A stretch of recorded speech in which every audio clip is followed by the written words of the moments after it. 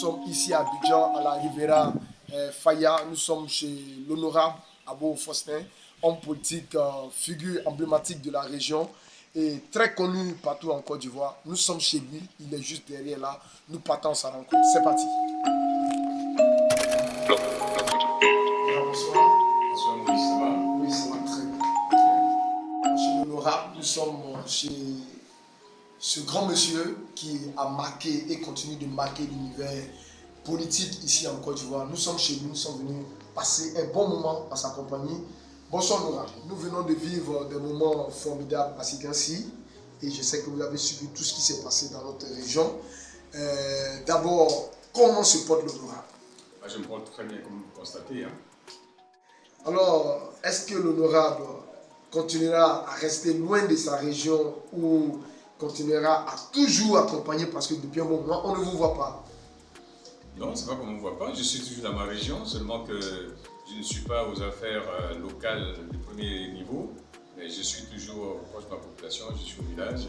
Surtout que je suis au village en plus, je suis dans mon village et je rencontre ceux que je dois rencontrer pour laisser le temps à ceux qui ont la charge de la gestion de la cité de le faire et le font aussi bien d'ailleurs. Ok. Alors, honorable, nous venons de vivre des moments formidables en Côte d'Ivoire, une belle campagne. Il y a eu des pleurs, des joies. Et dans notre région à Sikensi, il y a eu la victoire du candidat du RIDP, M. Ngata Joseph. Comment vous avez vu l'ensemble de la campagne et puis la victoire du candidat du RIDP? D'abord, je voudrais féliciter l'électorat, les électeurs de Sikensi, tous bords confondus. Je parle des électeurs de la population de Sikensi, qui ont fait preuve de discipline. C'est une rare fois où on a vu une élection apaisée. J'ai vu que notre électorat commence à mûrir en termes de véritable démocratie. Ça, c'est un motif de satisfaction personnelle. Lorsqu'on connaît la région, à chaque élection, les problèmes qu'il y a, c'est pas vous que je vais apprendre, mais je pense qu'un peuple en fait notre apprentissage démocratique. Et je vois que la leçon commence à être bien assimilée. Les gens sont, moi j'ai vu une population aller en rang serré au vote, sans qu'il y ait trop de chauffement. Quoique une élection a toujours des moments de tension, mais de manière générale, ça s'est très bien passé et j'ai beaucoup apprécié. J'ai sillonné un peu les villages, j'ai vu une population qui allait choisir son maire. Et ça a été dans un esprit citoyen et j'ai beaucoup apprécié. Alors, le maire Ngata Joseph a été réélu.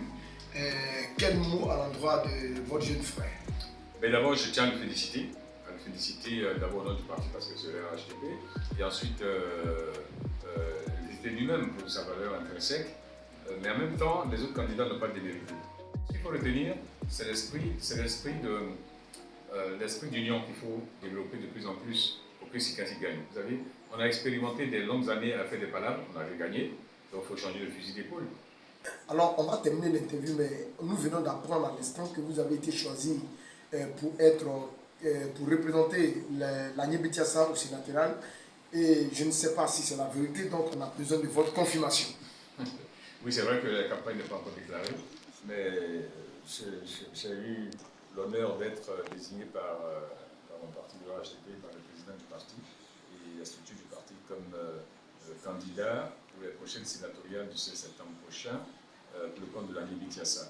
Donc vous voyez que ce n'est pas un enjeu local. C'est pour ça que Sikansi, en tant que département, n'est pas tellement informé, mais c'est régional.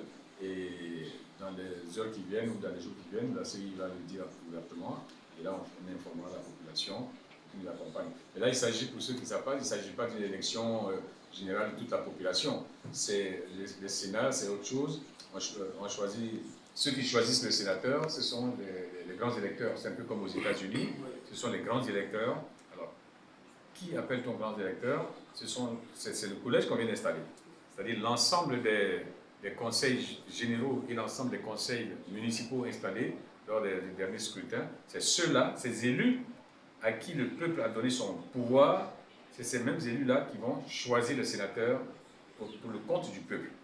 Donc voilà un peu comment ça se passe. C'est un système qui fonctionne bien aux États-Unis, en France et tout ça. Donc on parle pour le sénatorial, pour le compte d'Agné Tiassa.